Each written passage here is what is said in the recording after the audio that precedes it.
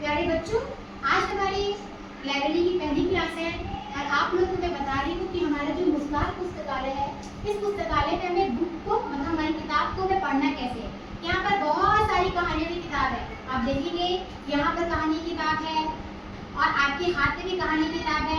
तो जब हम कहानी पढ़ते हैं बेटा, सबसे पहले हम ध्यान देते हैं कि हमें कहानी हम पढ़ रहे हैं उसमें क्या लिखा हुआ है, पाठ इस कहानी का नाम क्या है। तो कहानी का नाम क्या है? मेरे पास जो कहानी की किताब रखी है उसका नाम क्या है? खुद की कब्र खोदना। कोशिश करेंगे कि जब खुद आप हिंदी पढ़ रहे हैं तो उसके ऊपर क्या है, यहाँ पर इंग्लिश भी लिखा है, डिगिंग वंस ओन ग्रेव। ठीक है, इससे आपको समझ में आएगा कि डिगिंग मतलब होता है आपका खोदना, वंस मतलब एक, है ना, और ग्रेव मतलब कब्र। और जब कहानी को किताब खोलेंगे बेटा तो आप देखेंगे कि यहाँ पर पिक्चर के साथ क्या है, इंग्लिश और हिंदी दोनों में लिखा है हिंदी और इंग्लिश में। तो आप जब कहानी पढ़ना शुरू करेंगे, जब हम कहानी पढ़ते हैं हम ध्यान देते हैं कि हम समझ के पढ़ें कि इस कहानी में गोल क्या है। जैसे अगर मैं पढ़ूं खुद की कब्र खोदना, तो भूषण समारकोट के राज्य में एक धोबी था। तो हमें समझ के पढ़ना है कि धोबी कौन था?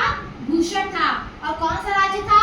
समारकोट। ये आपके इसमें लिखा हुआ है। तो आपके पास जो भी किताब है, आपके पास जो किताब है दस दिखाइए, सबके पास सबकी किताब है ना?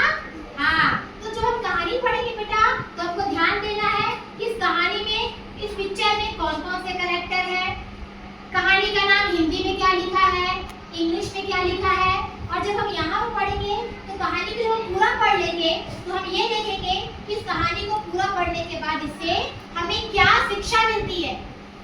बेटा रितिका, समझ में आया कि पूरी कहानी को पढ़ने के बाद हमको कहानी से क्या शिक्षा मिलती है, मतलब मॉरल ऑफ द स्टोरी। हमारा उद्देश्य लाइब्रेरी में कहानी पढ़ने का ये है कि यहाँ पे बहुत सारी किताबें हैं, उन किताबों के माध्यम से हम ये पढ़ें कि इस कहानी से हमको क्या शिक्षा मिलती है। ओके बेटा, समझ में आया?